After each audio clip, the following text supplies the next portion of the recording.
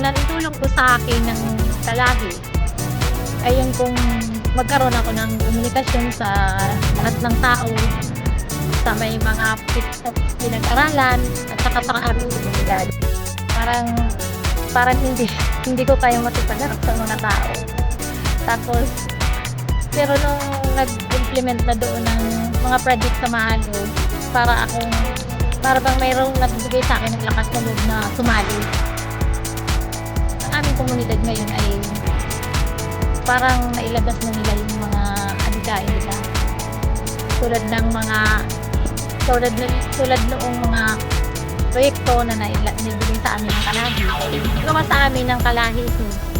Unang-una yung makamasang tugon. Pathway yun, 2.8 kilometer. Tapos pangalawa yung concreting of pathway pa rin. Pamana, Taitawan. Doon ako nag-umpisa, bookkeeper. Pangalawa, construction of street light.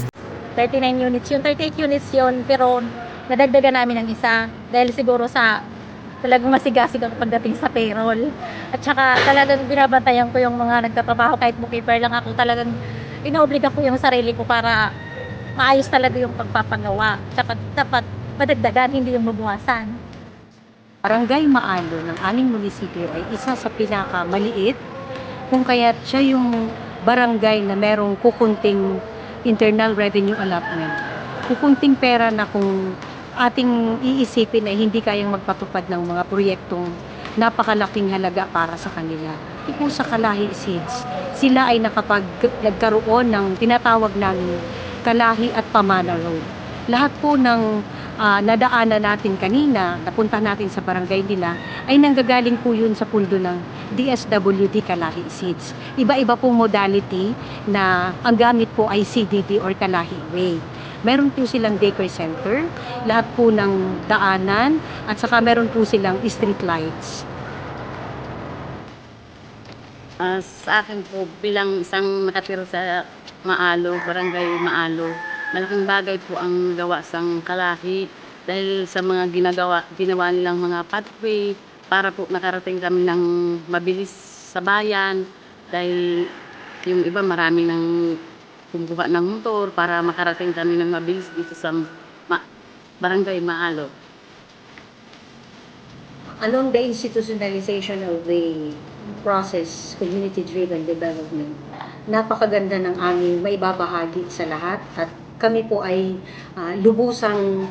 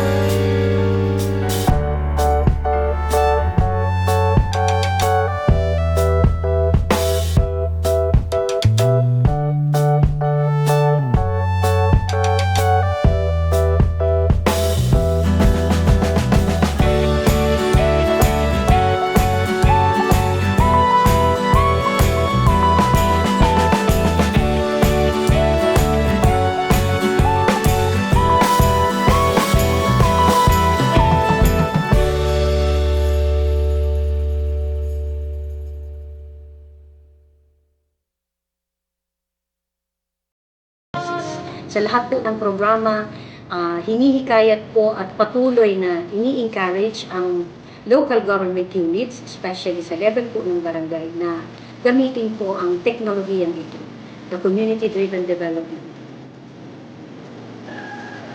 Ako po si Ginang Marie Flor de Inangini ng Barangay Maalohoban, Sorsogon.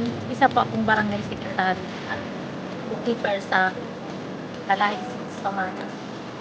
Ako po si Josie Hall, nakatira sa Maalo. Isang volunteer din po ng Kalahi na isang yung para mag-monitoring sa mga gawain din nila para makatulong din ako bilang isang volunteer.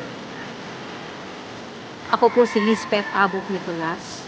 Sa kasalukuyan, ako po ang Municipal Population Officer at ako din po ay designated as Municipal Disaster Risk Reduction Management Officer and then Municipal Area Coordinator of the Kalahi Seeds ng aming munisipyo.